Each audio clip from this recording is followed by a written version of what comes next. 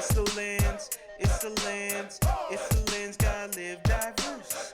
It's the lens, it's the lens, it's the lens, live diverse. You are listening to The Lens Living Diverse, a podcast brought to you by the CNIB advocacy team. Join Neisha and I as we talk to guests with intersecting identities along with sight loss as they share the unique stories.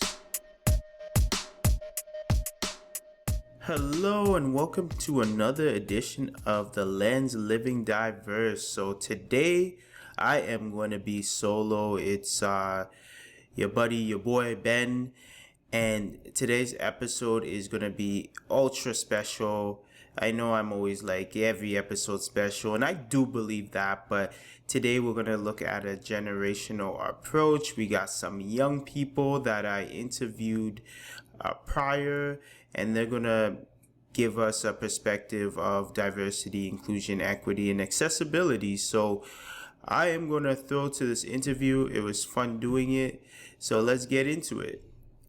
I have two special guests. If we could go around, if you can introduce yourself, that'd be awesome. So anybody could jump in. Hello, my name is Darren Clare, and I am fully blind. I have ROP, and so therefore I cannot see anything, no light perception either. So it really does make life difficult, but life is still amazing. I mean, I'm still a human being and I'm able to work around lots of stuff. So, yeah. Hi, and my name is Maggie. I have light perception. And yeah. That's excellent. And it's, like I said, it's so wonderful to meet both of you. And yeah, let's get into it. So first of all, I would just like to ask you, I'm not too sure if you heard of the term intersectionality. Have any of you heard of the term intersectionality? Yes, I have. Might have heard, but can't remember off the top of my head.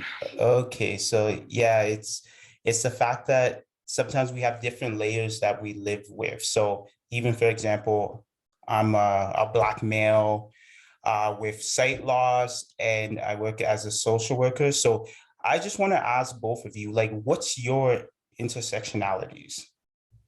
Oh, okay. Well, you want me to go first then? And anybody can go first, open forum. Okay, I am a brown, blind, fully blind male. Okay. And I'm a woman with vision loss.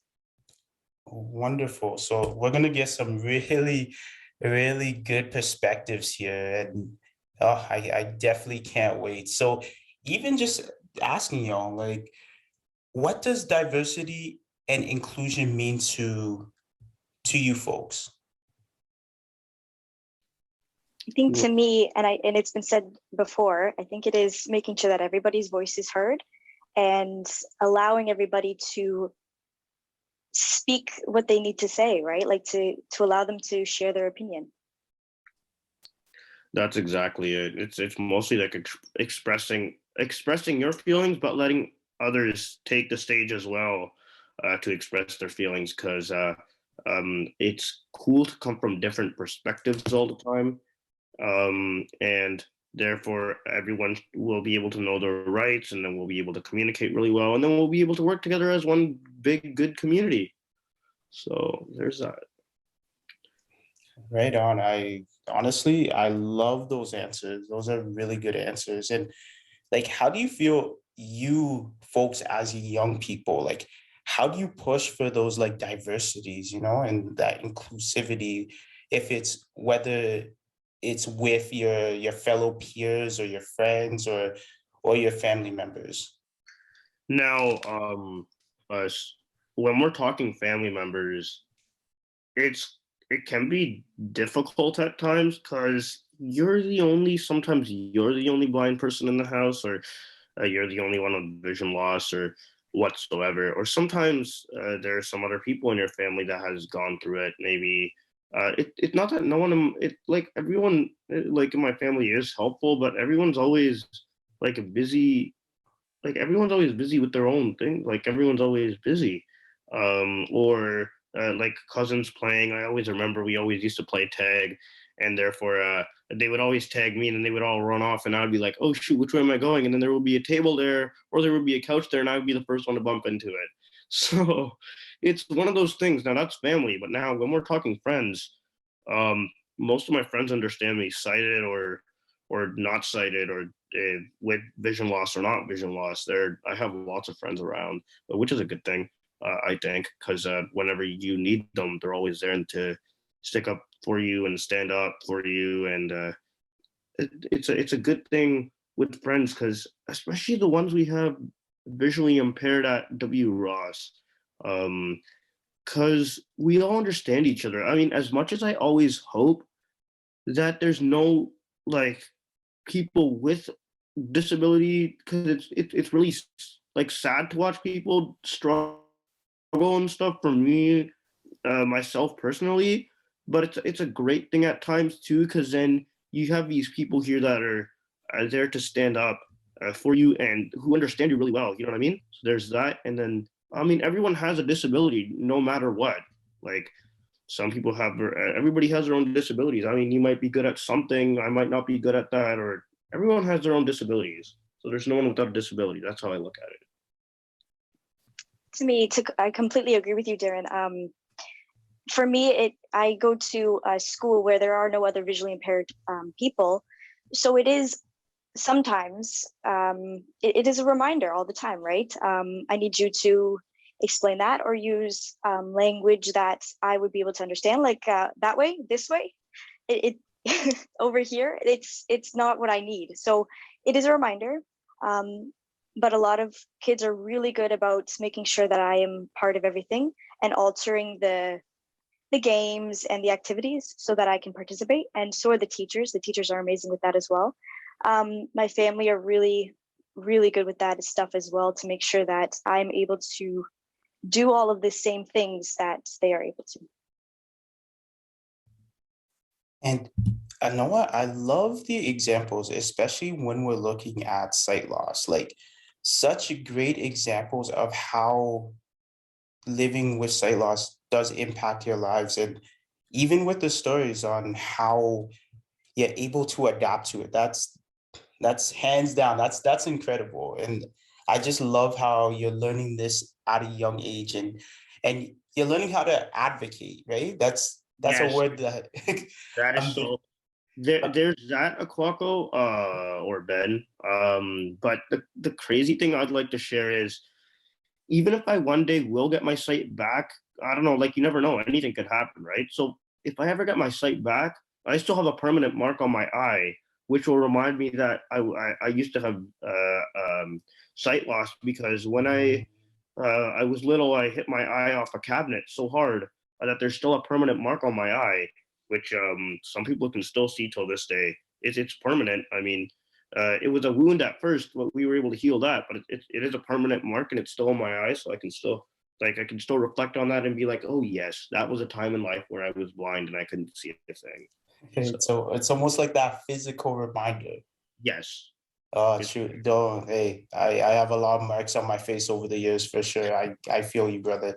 And just for those listeners in the audience that's listening right now, I know you may have heard Darren say, oh, Akuoko or Ben. So just to give you context, I used to work as a staff at the school that Darren goes to. So if you hear Akuoko, if you hear interchangeable of a Ben, you know why. That's the reason for sure. So thank you for sharing that, Darren.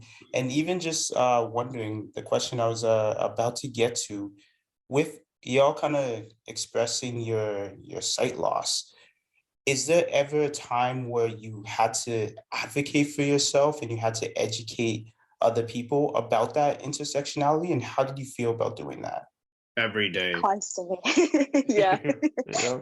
Every So day. Noah, Maggie, you could go ahead, and then Yes. Darren, you could let us know. Yeah, so I mean, every time I walk into a new classroom or I have to do a new group project, it is starting from scratch, which sometimes is frustrating. Sometimes it's like, oh, I'm excited to see how this person will be able to help me and accommodate my needs. It's a bit of a roller coaster.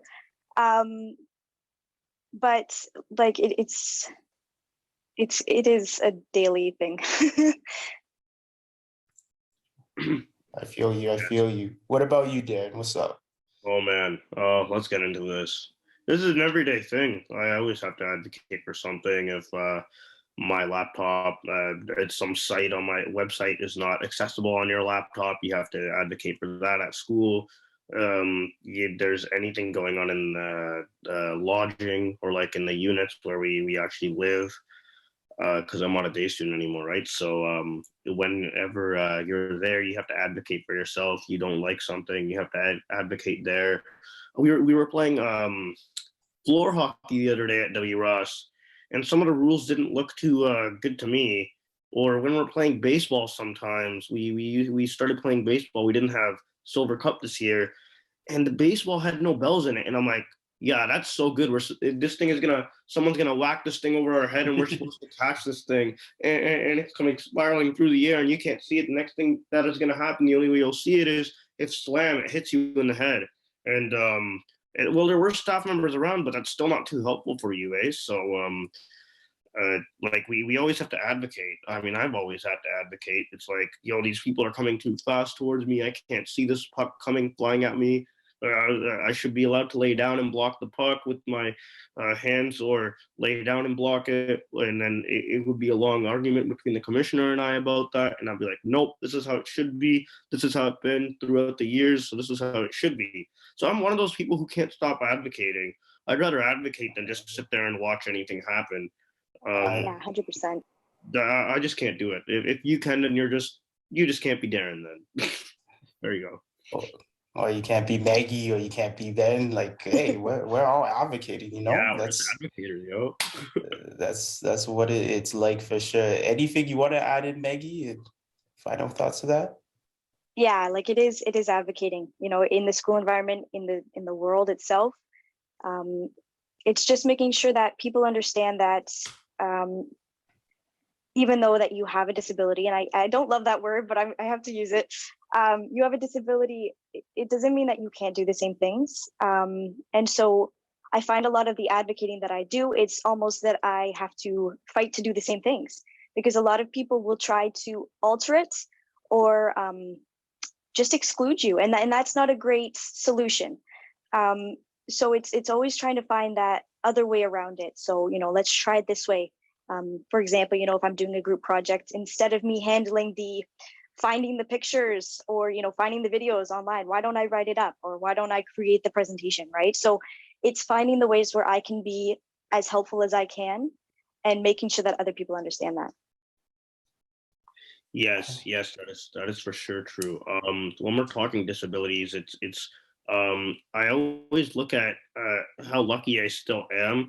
Like, even though I am mad that I can't see sometimes, or like obviously when you're gonna see your peers driving their cars or anything happen, like they're like, oh my goodness, that would have been me like a year ago. I would have got my license, and now I would have had a great car and this and that. Well, I still look at how lucky I still am. And let's actually, I got a question for y'all. As y'all know, I'm an old dinosaur. This is your generation now. I can't even remember when I was in high school. So I gotta ask you, with looking at diversity and looking at inclusivity, and I'm gonna ask this to you first, Maggie, because you go to a mainstream school. So do you feel that it's shown within the school? Is there any like training, or is there any educationals that kind of represent you being a person with sight loss? Honestly, not so much. And for the stuff that does happen, I have to push for it. For example, I have a guide dog, so I had to push for them to have assemblies and make sure that the kids knew guide dog etiquette. But no, there's not a lot of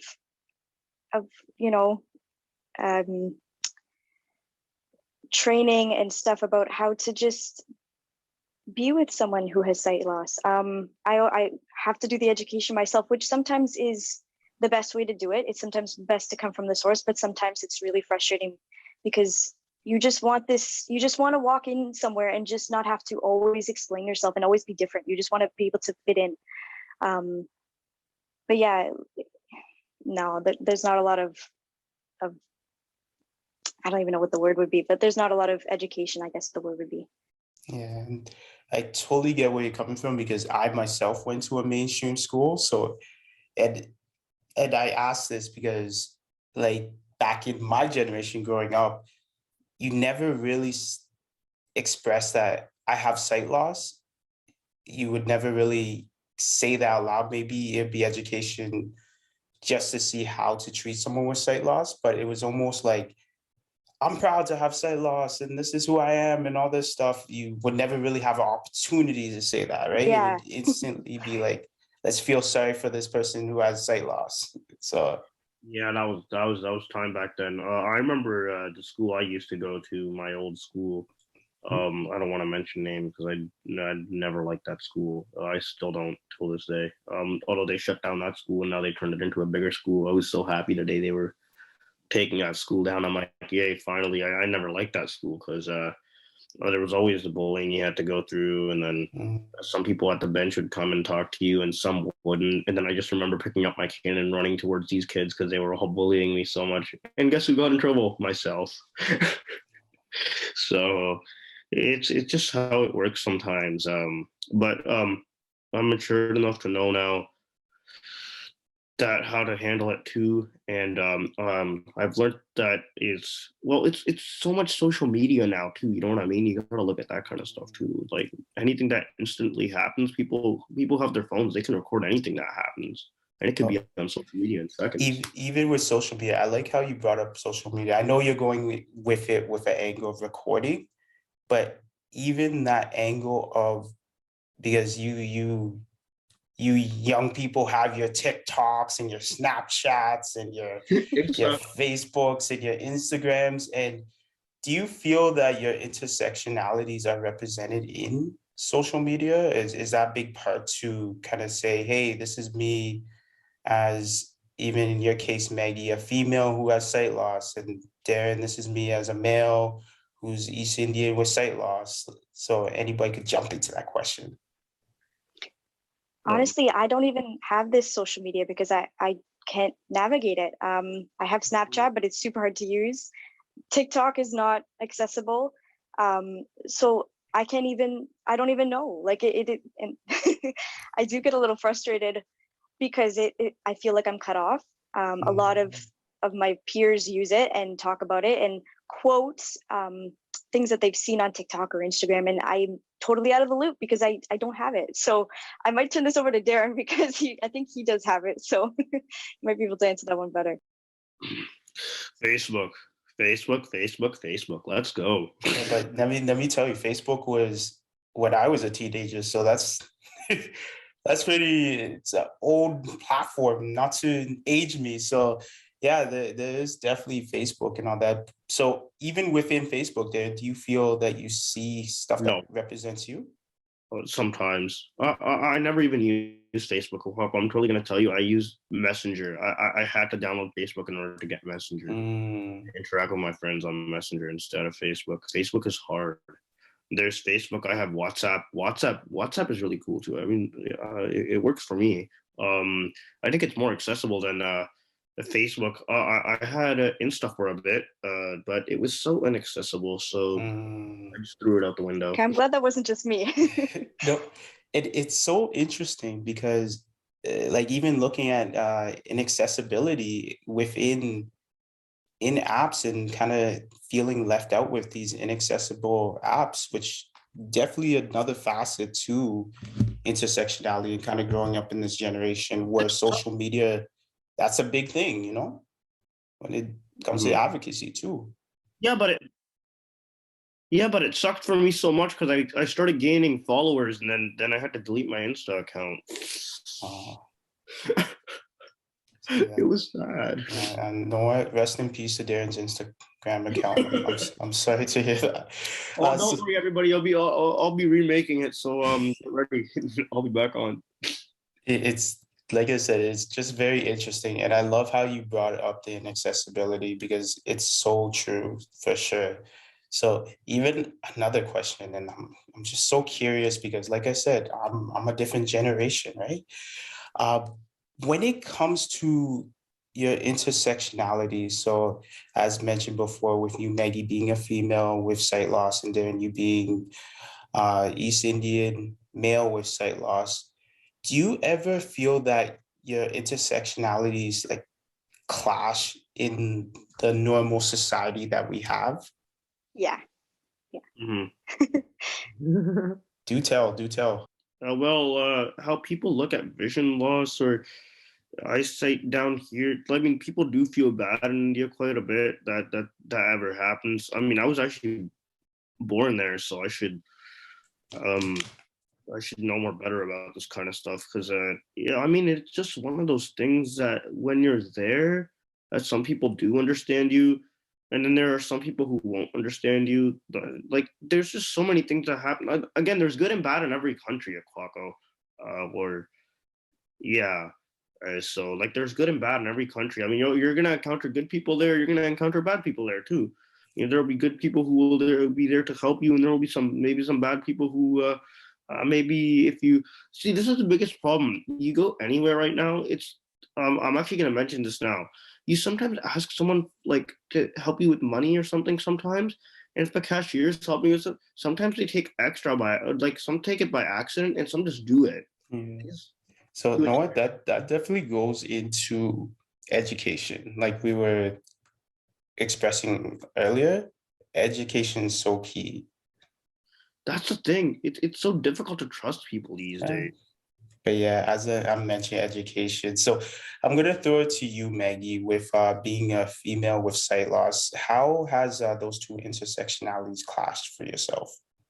Oh my gosh. Okay. So there's this, like all of my female friends, they wear makeup, they do their hair a certain way, they dress a certain way. And that is so hard for me because I can't see that. So it is like I wear a uniform at my school, but the dress down days, it is one of the most stressful times in the year because I don't know what people wear. I don't know how they look and I don't know what to do.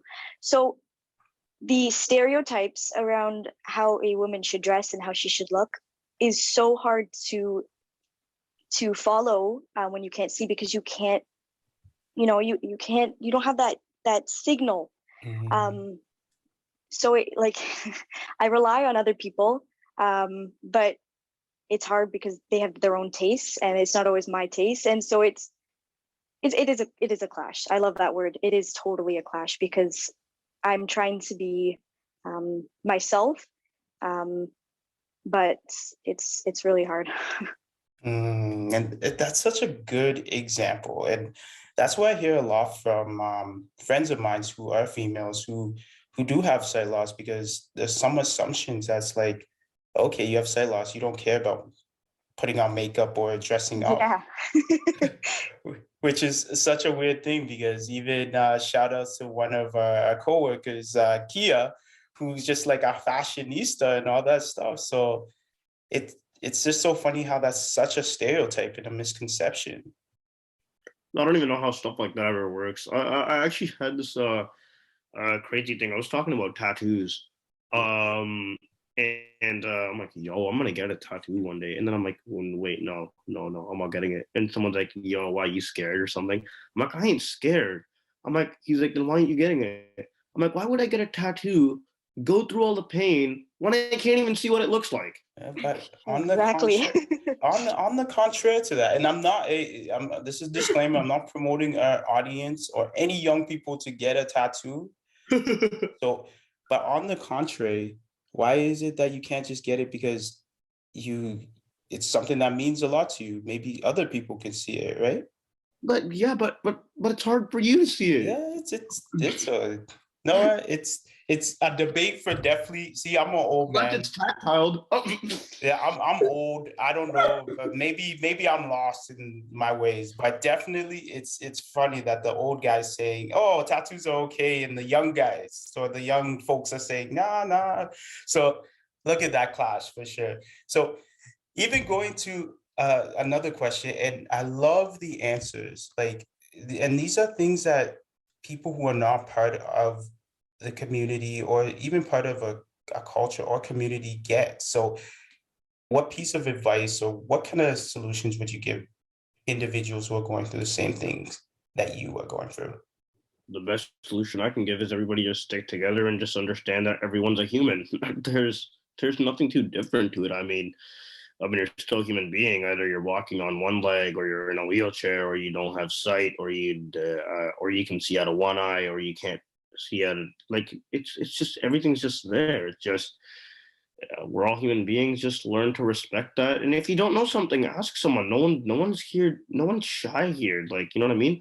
Everyone will tell you once in a while, yo, that I'm a blind person, or, this is how it works. Yo, this is a white cane. And that person will be interested. That person will be like, ooh, I want to learn more. And the more you tell someone, the more they'll get educated, and the more they'll spread it across. So everybody's living and breathing. I like that example. What about you, Maggie? Any kind of mantras or solutions that you go by?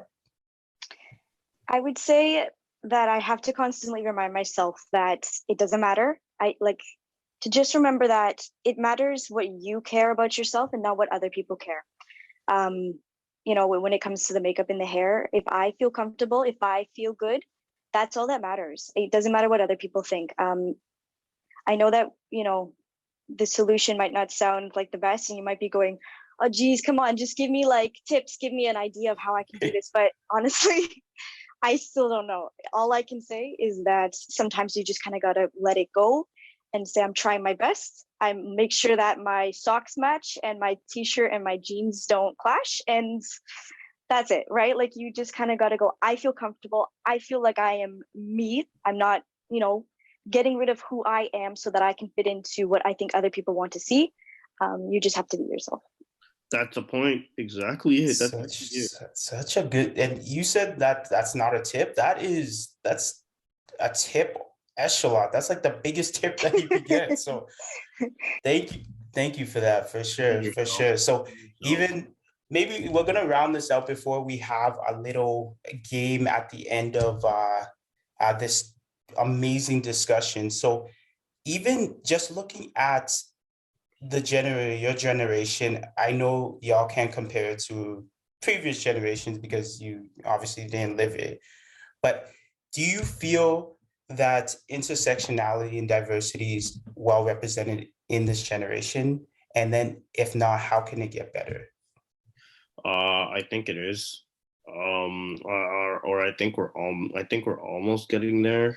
Because anything that happens nowadays, mostly on social media, it's like people are always like, before you post a thing, you're like, you have to think 1,000 times. Yo, should I post it? Yo, should I do this? Yo, should I not do this?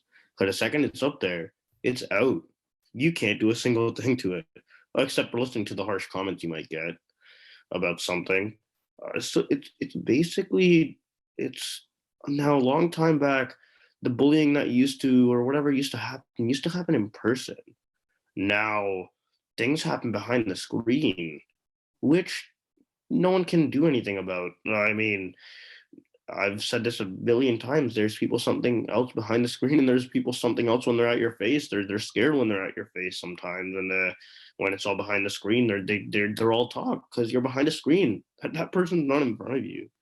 So that's all I have to say for that one.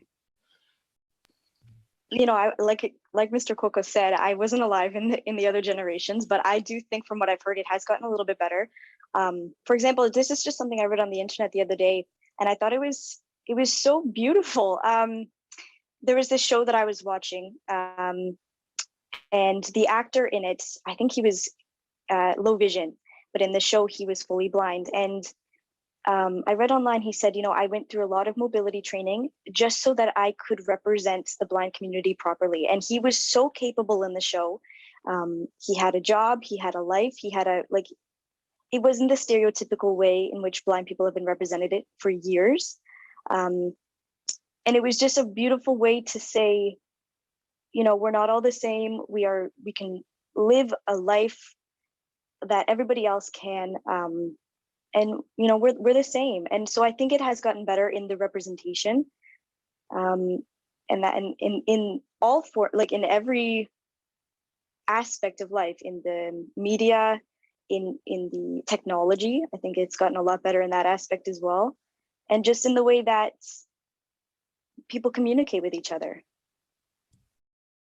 That is so great answer. And let me do like a reference to New School. Who needs Google when I have YouTube both educating me on, like, I'm gonna feel, I'm gonna go into one day Kia's program and go amongst the youth and be like, I know all this stuff now. So you guys made me feel cool today for sure. But what's the point of making you feel cool anyways? You're already cool, Mr. Oh my, see, You're very cool, Mr. Coco. Oh, Yeah, this got me hyped up. Okay, so you know what we're gonna do? We're gonna play a word association game. Oh, So God. I'm going to bring up a topic, and even in a few words, or even just one word, or even if you want to talk about it, we're gonna talk about kind of what it means to us. All right. So are you ready? Yes. I'm ready. I always want to be a host. So what's a cool show that people watch nowadays that they have a host? I'm just wondering so I can make that comparison. Can't think. Price is Right? I have no idea. Jeopardy? Oh my goodness. Oh, that's definitely my generation. Okay, so let's get it started. Ring ding ding. I wish we had some theme music. Maybe as we go on, we'll get some theme music. So first word, or a few words, social media. So Life. I'm gonna take turns. Go ahead, Darren. Social media. Life. What about you, Maggie? I guess the best word would be daunting. I've always been a little bit nervous with social media, and I think that's why I've kind of steered away from it, because I know anything that you post will be there forever. Gotcha, got it. And it's so true. Okay, regular media. Go ahead, Dan. Media? Propaganda. I'm too hyped up. Ooh, look at that. What about you, Maggie? I'm not sure. I think of regular media. I don't know. All right, that's perfectly fine. I don't know. It's a perfectly fine answer I for know. sure. Great answer. It's the best answer you can give. See, yeah, no, hey, there was when I was back in school and the teacher asked, and I was just like, I don't know, and they just leave me alone. So that's that's a perfect answer. Okay, role model. Go ahead, Darren. Role model? You. Oh, yeah. This guy knows. What about you, Maggie? And you don't have to say me. I would say representing. I think a role model always represents whoever they're trying to influence, whether that's good or bad. Yeah. A sight loss. I think there's a lot of stereotypes around people with sight loss, and they're not true. And we can do anything. That is so true. What word was I thinking about? Why do I want to say charming? Because I still think that my life is just as amazing as it would be if I would be able to see. Yeah, because we're all charming with sight loss. So hey, perfect. And last but not least, inclusivity. I would say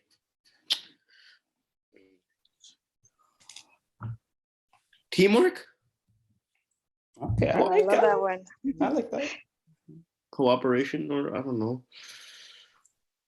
Yeah, definitely. And I don't want to go back to what I'd said before about the equality, but I totally think that inclusivity means that everybody has the equal say, gets the equal respect and advice and all of those lovely words, where we're all just equal.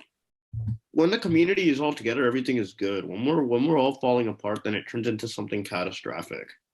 I know you don't want that. It's so true. When you're exactly right. When we're all on the same page and we're all celebrated and we're all represented, it just makes it a well-oiled community. So love your answers. We're about to run out of time on the lands living diverse. Any last words that both of you would like to say, or any advice to the audience, just anything. So think in your mind all the time that we're all the same, we're all human beings, we can all fight for our rights, we're all the same. There's absolutely nothing different about us. And people who are fully fine, which is completely impossible. You can't be a perfect human being mentally or the way you look or however, and no one has special wings on them, or they can't fly, or there's nothing special. Yeah. So we're all the same. Stay together, stick together, and love everybody. Yeah, absolutely right. Education, education, education. What about you, Maggie? Any last thoughts, final thoughts? I would definitely say, there's a huge community of sight loss people out there, and I bet you everybody's gone through many similar things. We've all had to face challenges, and we've all, gotten through them. I would definitely say just advocate, speak up for yourself, because your voice matters. And yeah, like everybody has a contribution, and I think everybody's contribution is really important. Wonderful, great words from really intelligent, awesome young people. So thank you both very much for taking the time out. I know you're both very busy. I really appreciate today. Yeah. Thank you. And do take yes, thank you. And do take Mr. Akuoko as a good example here too. He's one smart young man. Well, I'll still say young because I don't want Mr. Akuoko feeling bad in any way. Well, thank you very much. And as you all know, it sounds like Darren just got paid off. So take care. Thank you for coming to the Lens. That was not for stopping by. All right, that's a wrap. Thank you for listening to another episode of The Lens Living Diverse. If you like this podcast, please subscribe or like. We have so many platforms that you can do so. And yes, if you have other input, we welcome it. Contact us, reach out to us. So thank you for listening to another edition of The Lens Living Diverse. Peace.